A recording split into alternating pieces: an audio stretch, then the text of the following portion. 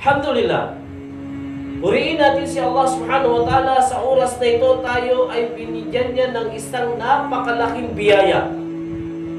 Ano po yung napakalaking biyaya niya sa atin? Ang tayo ay kanyang ginawang tao na kung saan ay mapagsamba kay Allah. Sa madaling salita, ginawa niya tayong mga Muslim. Isang napakalaking biyaya na tayo ay ginawa niyang Muslim. At ang sinusunod ay ang mga katuruan na nagmumula sa pananampalatayang Islam, na Islam na siyang binigay sa atin bilang panuntunan o kaparaanan ng ating buhay sa daigdig na ito. Maliban dito, mga kapatid ko, ay ating pong bigyan ng isang paksa itong oras na ito upang makaambag po tayo sa ating pananampalataya at lalo tayong maging masumikap na ito ay ating isabuhay, ang pananampalataya na walang iba kundi ang relihiyong Islam na ito. Alhamdulillah, isa sa napakalaking biyaya ni Allah subhanahu wa ta'ala na tayo ay nandito sa loob ng pananampalatayang ito. Ginabay tayo ni Allah subhanahu wa ta'ala sa pananampalatayang Islam. At sa pananampalatayang ito, dito niya tayo ginawa bilang magkakapatid. Sabi ni Allah subhanahu wa ta'ala sa banal na Quran, A'udhu billahi minash shaitanir rajim. Innamal mu'minuna ikhwatun faslihu baina akhawaykum wattaqullaha la'allakum turhamun. Sinasabi ni Allah subhanahu wa ta'ala, katotohanan niya o katiyakan na ang mga mananampalataya ay walang iba maliban na sila ay tunay na magkakapatid. Kung mapapansin ninyo, tayo ay ginawa ni Allah subhanahu wa ta'ala na magkakapatid sa pananampalatayang Islam. At bilang pagdidiin, sinasabi na tayo ang tunay na magkakapatid. Pag sinabing tunay, ito yung talagang totoo. At kapag sinabing tunay na magkakapatid, kinakailangan magkaroon sa pagitan o magkaroon sa bawat pagitan natin na tayo ay nagpapahalaga sa bawat isa. Anong ibig sabihin? Kinakailangan kung ako ay itinuturing mong tunay na kapatid, ay magkaroon ako ng halaga sa iyo. At gayon din naman ikaw para sa akin, ay magkaroon ka ng halaga para sa akin. Yun ang sinasabing tunay na magkakapatid. Mga mahal kong kapatid sa pananampalatayang Islam, mga alipin ni Allah subhanahu wa ta'ala, pakatandaan natin na tayong mga Muslim na mga mananampalataya kay Allah, mula nang tayo ay gabayan ni Allah subhanahu wa ta'ala, tayo ay ginawa niyang magkakapatid. Mga kapatid ko sa pananampalatayang ito, dati hindi naman tayo magkakakilala. Hindi niyo ako kilala, hindi ko rin kayo kilala. At dati, ang ilan sa atin ay hindi nagkakasundo, magkakaaway. Subhanallah.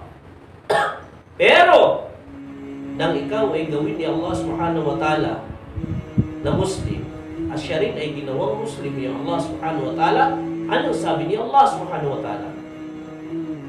A'udhu billahi minash shaitanir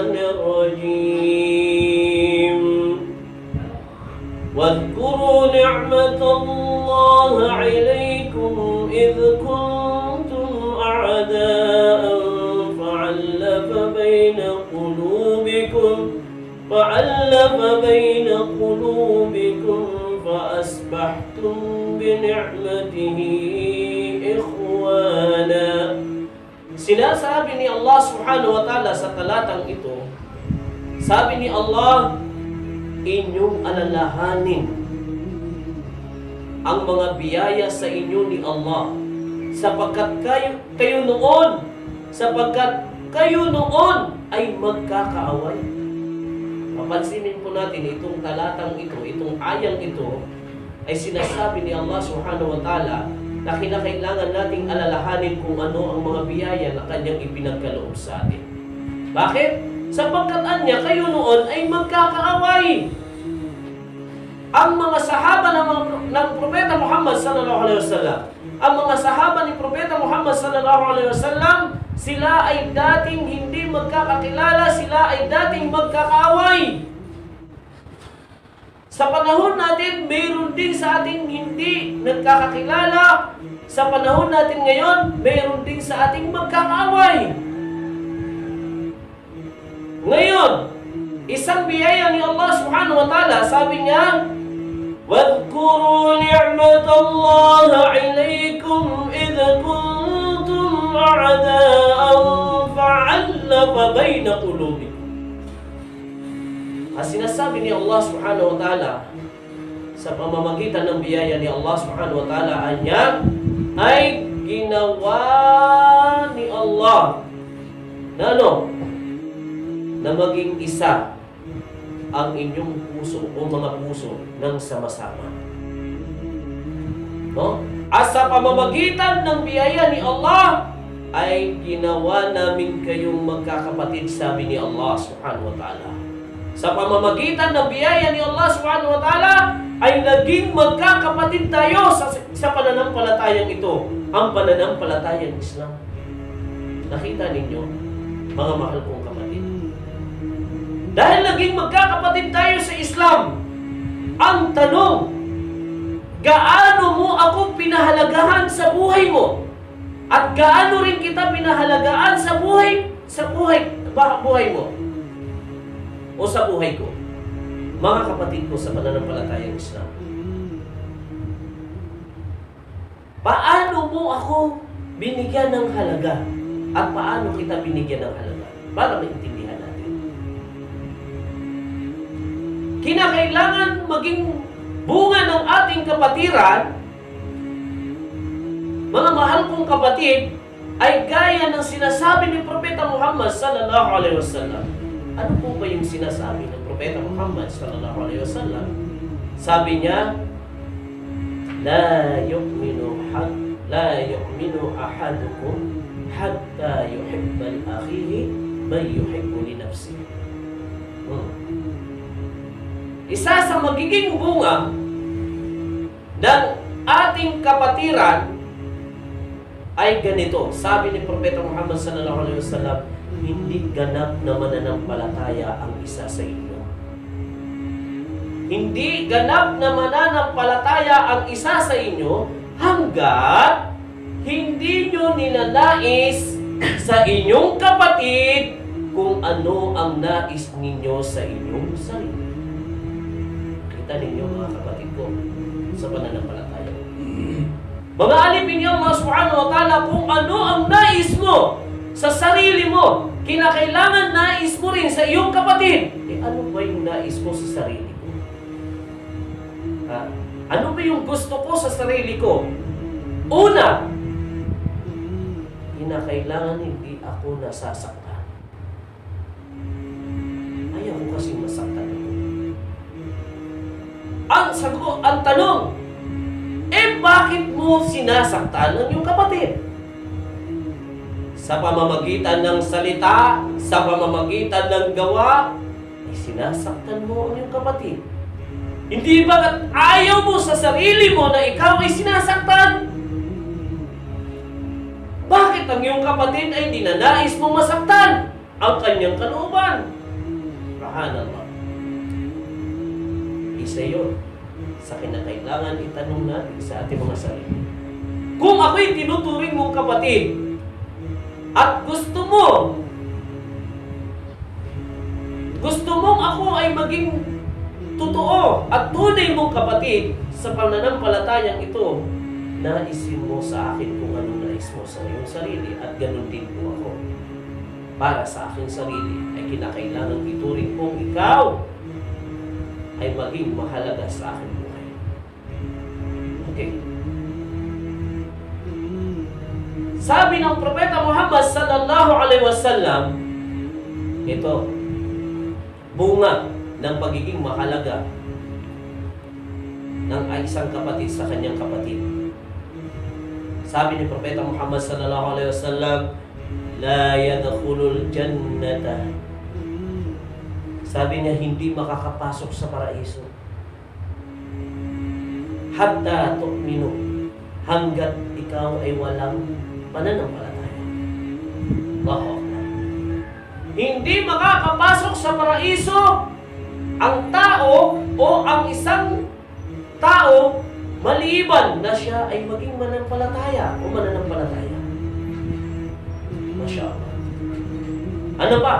Wala tu'minu, wala kayong pananampalataya hatta tuhibbu, hanggat hindi kayo magmahalan. Allahu Akbar.